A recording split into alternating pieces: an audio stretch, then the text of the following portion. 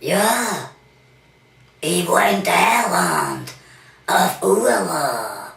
Zig Hörner hab ich pudert am Strand. Das war leibend. Mein Beutel war voller Sand. Gefressen hab ich riesen Scampi und gesoffen urviel Bier. Ja, und ein Haifisch hat mich heimgetragen ins Hotel Buda-Stier.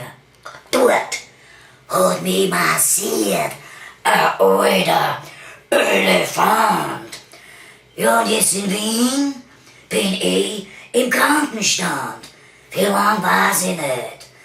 Aber mein Laufhaushuhr, die Gabi, ranzt und ranzt, weil sie braucht eine starke Hand, die es beschützt gegen böse Freier, die nicht zahlen wollen, wenn's haben wahre